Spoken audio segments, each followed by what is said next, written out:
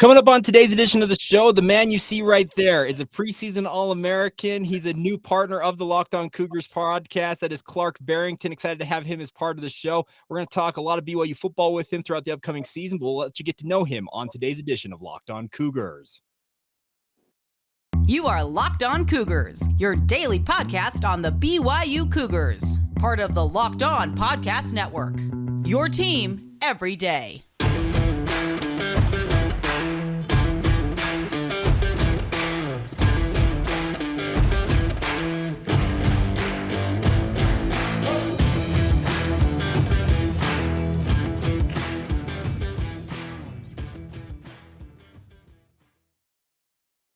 What's up, everybody? I'm Jake Hatch, your host here on Locked On Cougars, your resident BYU insider. Welcome on into your only daily podcast focused on the BYU Cougars. We're very proud to be part of the Locked On Podcast Network, where, of course, the motto is your team every day. And as such, we talk all things BYU every single weekday right here on this podcast.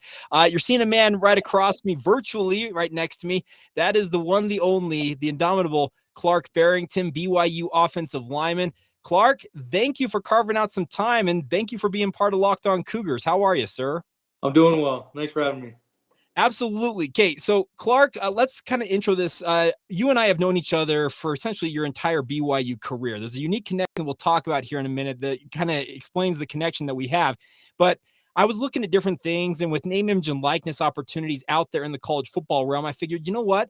I want to have some fun with this. So I reached out to you and said, hey, what's your interest in this? You said, let's do it. It took us a little while to get it all set up, but thank you for being a part of this. And we're going to have you on weekly throughout the upcoming season. Yeah, for sure. Thanks for having me. It'll be fun for sure.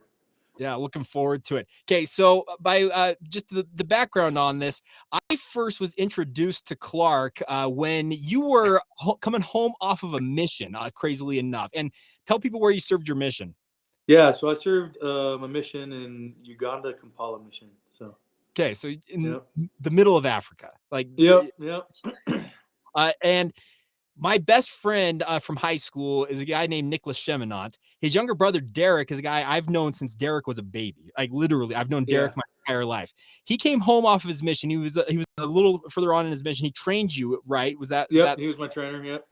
Okay, so he gets home off his mission, and I'm talking to him when he gets home. He's like, hey, there's this kid in my mission that's playing football for BYU. His name's Clark. You may want to look him up when he gets home. And I'm like, okay, cool. I can do that. And I'll admit, I had heard your name in the recruiting sphere when you were coming out of high school and all that. But he's like, hey, you're going to want to get to know this kid, but he's going to be pretty skinny when he gets home. So anybody who sees you now, Clark, if they were to have seen you when you got home from your mission, how long have you been home now? Is it 4 years you've been home? Yeah, 4 years now. Yeah. So explain to people, how skinny were you when you got home from Uganda? Sheesh, yeah, it was kind of a shock on how much weight I lost. I lost 50 pounds when I was out there, so I came back right around 240, 250. Okay. And was told I need to get back up to 300 pounds. And so ate everything in sight and tried to get back up there. And that's when I first met you. I think Derek said, hey, he's going to be at practice and whatnot. And I introduced myself and said, hey, my name's Jake. I know Cheminant. And I remember looking at you and I'm like, he's going to be an offensive lineman for BYU. He's really going to have to pack on some weight. And you did. To your credit, you did pack on the pounds. And any of our listeners out there, anybody watching this on YouTube or whether they're listening to us on the regular podcast side of things, they may not realize what goes into both gaining that weight you guys have to have as offensive linemen, and also the second most important thing is maintaining it. So that's kind of where I want to start today. How do you go about that? First off, getting up to the requisite weight you guys want to be at, because you don't want to just eat pizzas and donuts every day, because you need to have strength component with all this. For sure. But how do you maintain that? Yeah, it was crazy. It was kind of different probably for me than most guys, because I did have to gain so much weight so fast. And so I just found that it took really every minute of my day to eat something and try to keep it right in the healthier realm. But every now and again, there's, those times you're going to have pizza, you're going to have cookies, you're going to have whatever.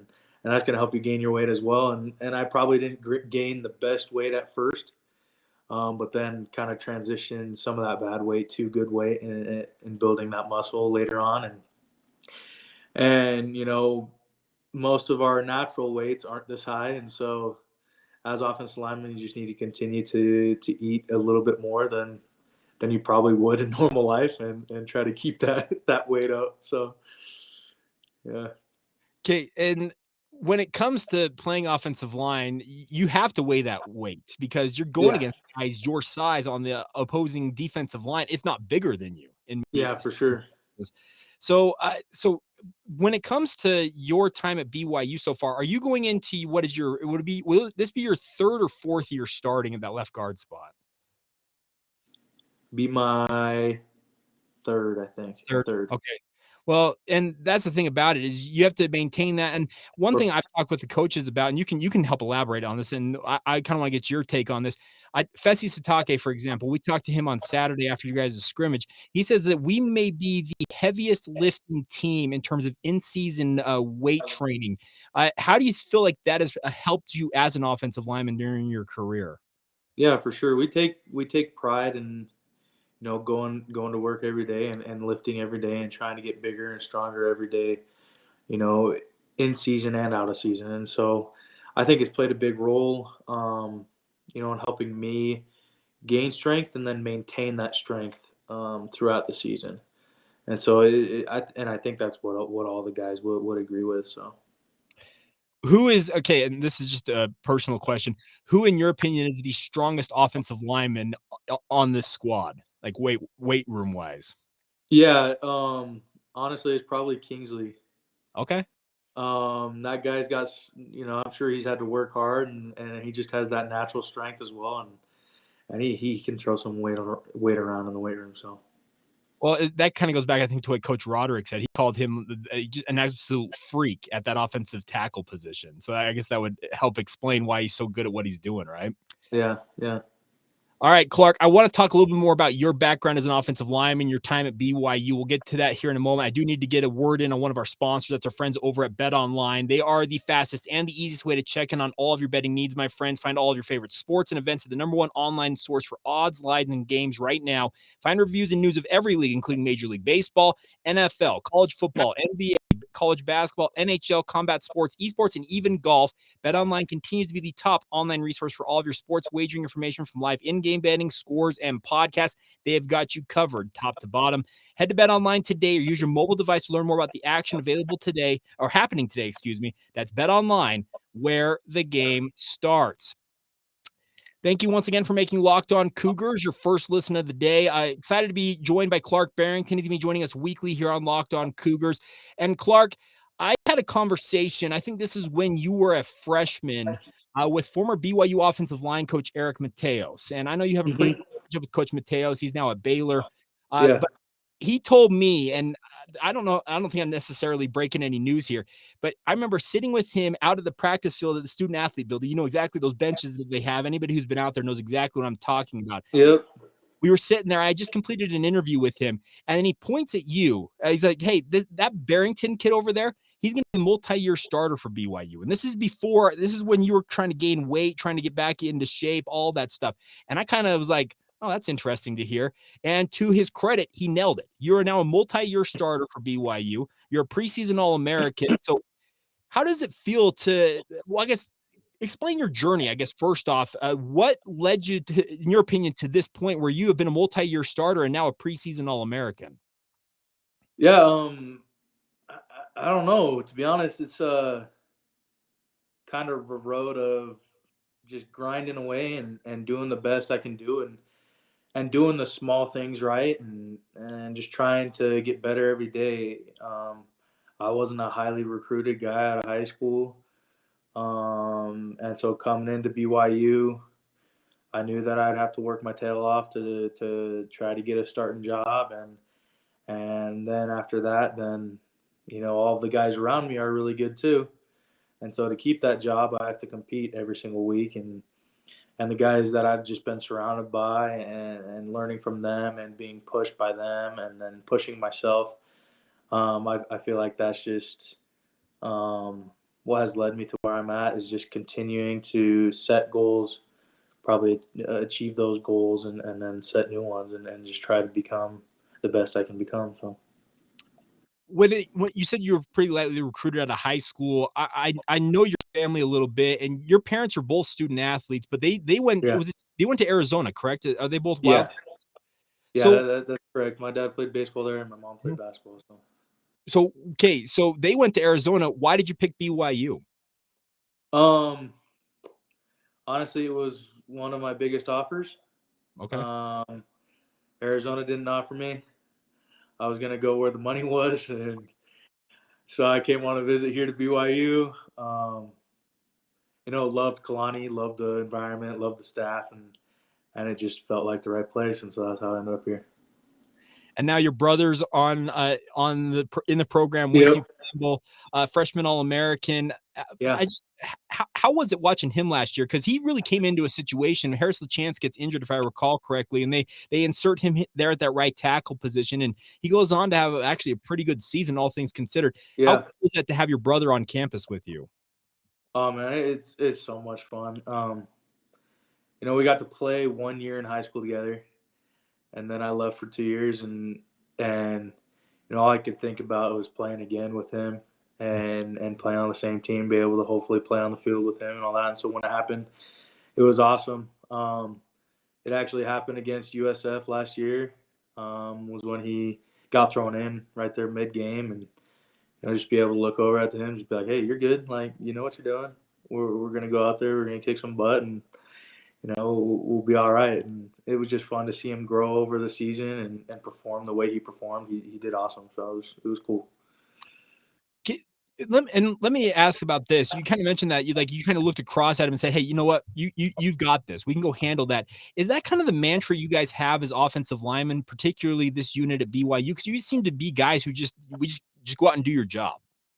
Yeah, for sure. I think that's just kind of what'd you say, the characteristic of an O-lineman, right? You're gonna go out there, grind, and handle your job the best you can handle it, and I think that's kind of the mentality of the O-line. It's a brotherhood, right? We're all have each other's backs, and somebody messes up, it's all right. We'll pick them up and we'll carry them along, or we'll learn from our mistakes, and so we're just there to provide confidence for each other, build each other up, and then go handle business as a group. So.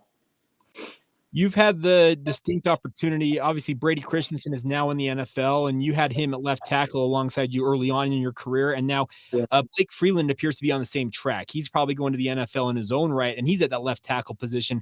You talk about guys around you. You also had James Empey at center. You've had Connor Payne next to you at center as well. You say the guys surrounding you are very helpful as an offensive lineman, but what's it been like to have what appears to be two NFL offensive tackles playing to your left side out there at left tackle?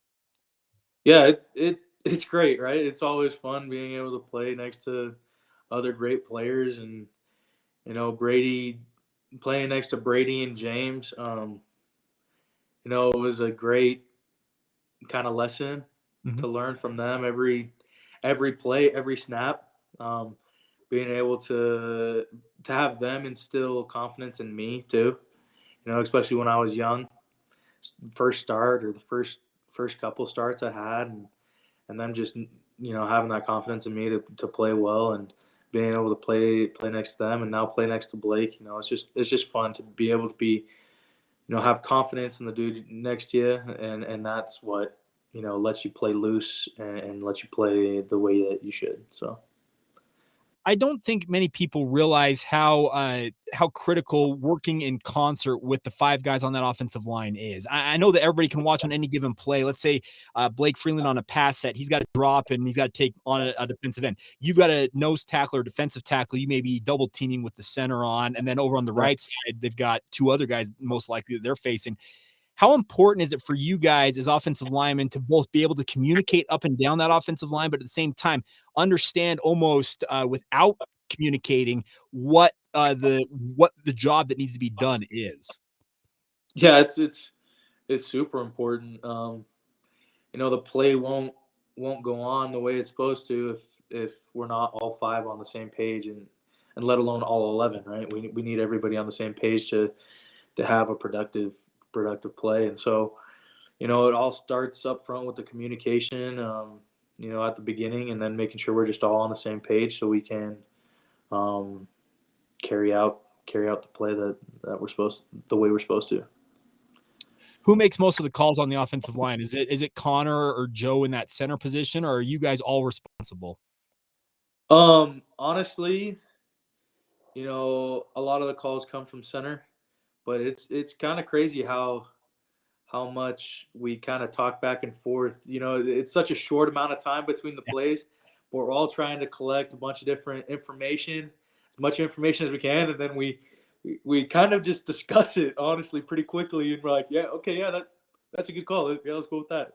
Let's get on the same page and let's go. Okay, and help us understand this. I played offensive line. I didn't play past the high school level, and my communication on offensive line pales in comparison to what you guys have to process on any given play. I'm not trying to get you to reveal state secrets here. Right. Too deep, but explain how quickly you guys do have to kind of ingest all that information, diagnose it, and then go when that snap count is called. Right. So, we need to know the front, right? We need to know, try to see what pressures are happening, and then we make our combo calls, and then based off of that, there's other calls that are coming in, and we're all doing that within, 15 seconds, trying to just compile all this information in our heads and getting ourselves on the same page, and listening to calls that are called, and the center usually determines, what's going to happen from there on out, and then we go with the flow. So I also want to talk to you a little bit about your quarterbacks. You had the opportunity to protect Zach Wilson before he went to the NFL with the New York Jets. You now got Jaren Hall behind you. How cool is that, having elite level quarterback play behind you? Yeah, no, it's awesome.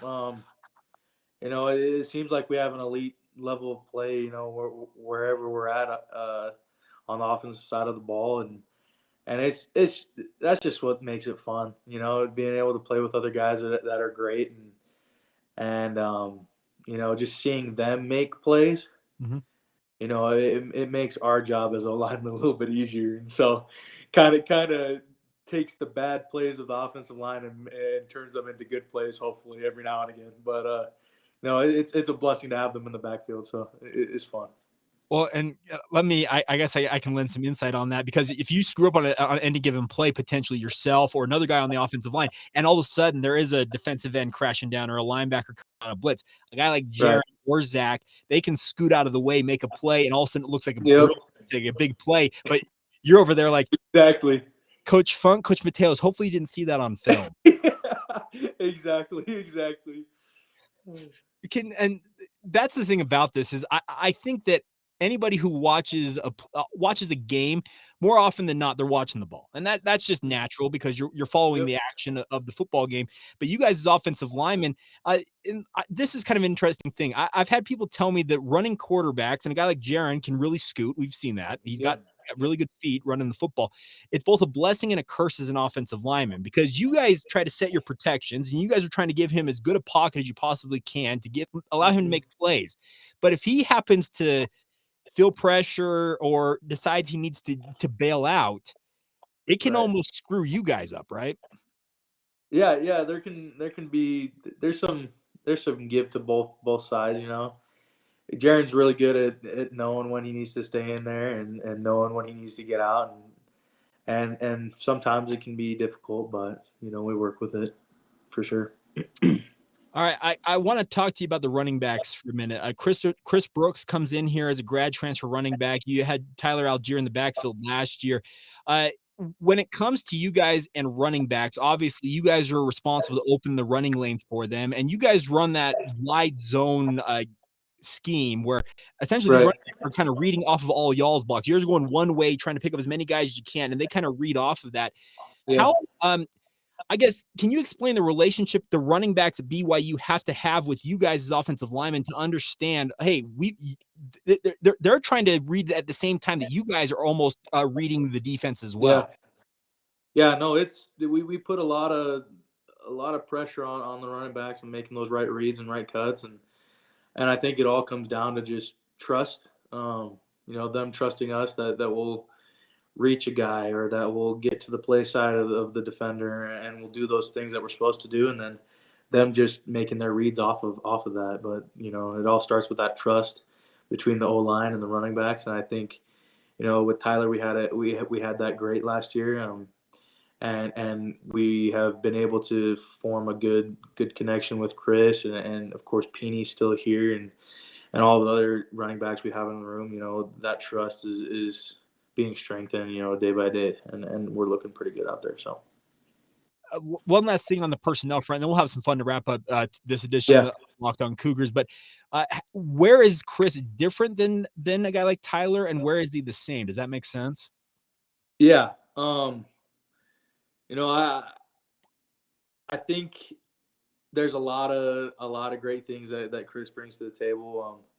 I don't know if I could pinpoint a whole lot of where they're different, where they're the same, but one thing that he brings to the table is a big body and a mindset to run through whatever's in front of him. And so, that's always a nice thing to have in a back, and a lot of our backs in that room have that type of mindset. And so it's nice when the running back has a similar mindset to what the O-line has, and that's what makes things go. So a run through people, including yourself, right? Yeah, exactly. You don't want to be caught in the way. Right. Get out of the way. I can see that. All right, we're gonna have some fun here. I got some fun questions we'll wrap up today's edition with here in just a moment as we continue on right here on Locked On Cougars. Reminder for you guys that the Ultimate College Football Preview is here. It's a 7-episode preview with college experts, local team experts, and the Odyssey College Football Insiders. It's everything you need to be ready for the upcoming college football season in one spot. Search for the Ultimate College Football Preview on your Odyssey app, YouTube, or wherever you get your podcasts. All right, wrapping up this debut edition of, and by the way, Clark, do you have a name that you want to call us? Should we call it the Clark Barrington Show? I had one person suggest calling it the Clark Barrington All-American Show. What do you want to call this? Hey, man, whatever you want to call it, I'm good with. Okay, here's what I'm going to do.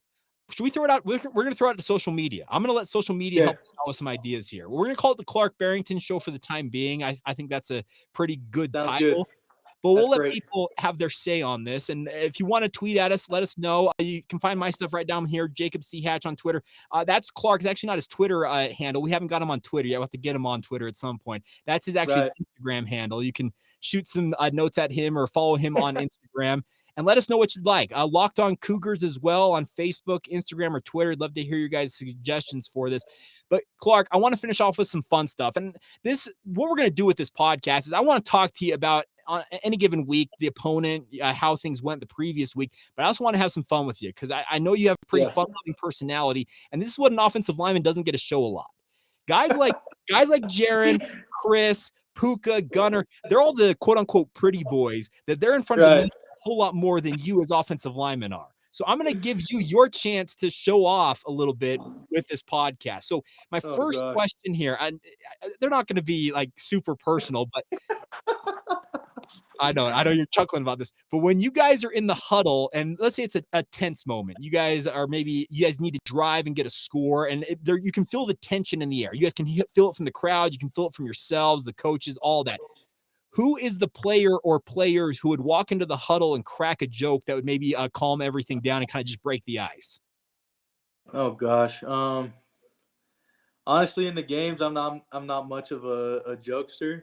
Okay.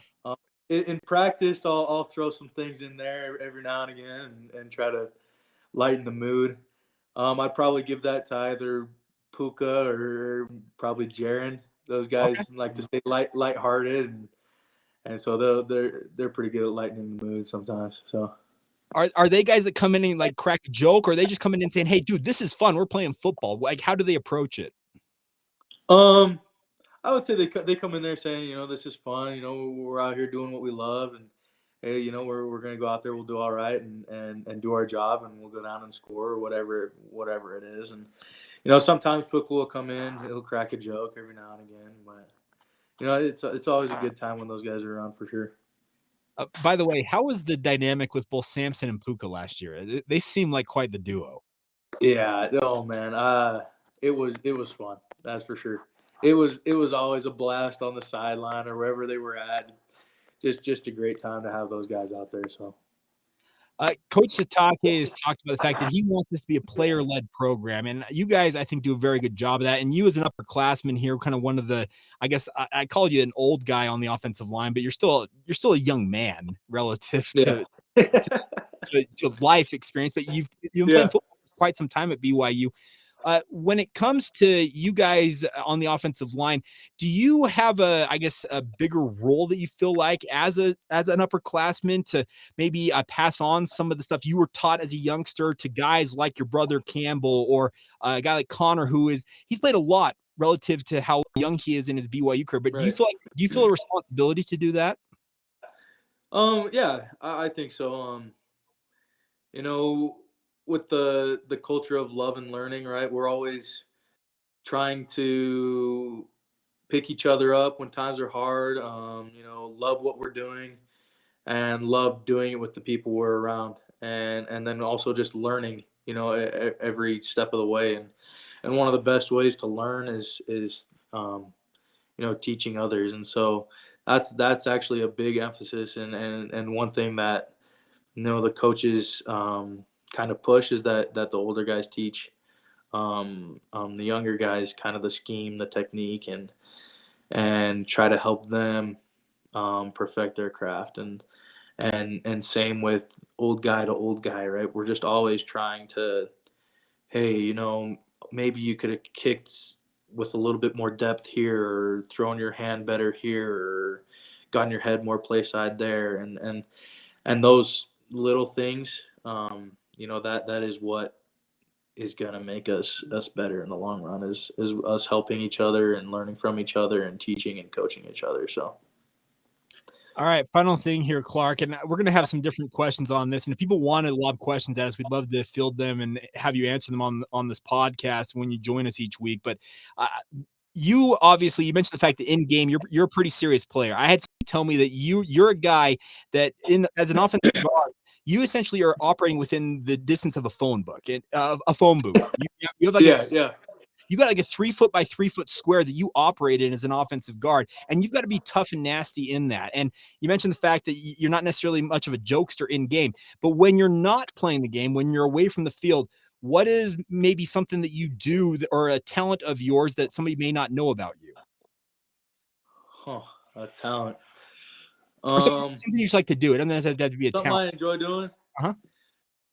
Honestly, it's just kind of, playing a bunch of different little sports, whether it be ping pong or pool or basketball or, whatever, board games. I just like to compete in any way possible, honestly, whether it be with the boys or with my family, or every Sunday night is game night at my parents' house, and so we're always playing new games. Just got what is it, Settlers of Catan or something like that? Is that? Yeah, I just got that one, so we're getting into that one now, and so just doing whatever, hanging out with the boys and with family, and competing in any way possible. So.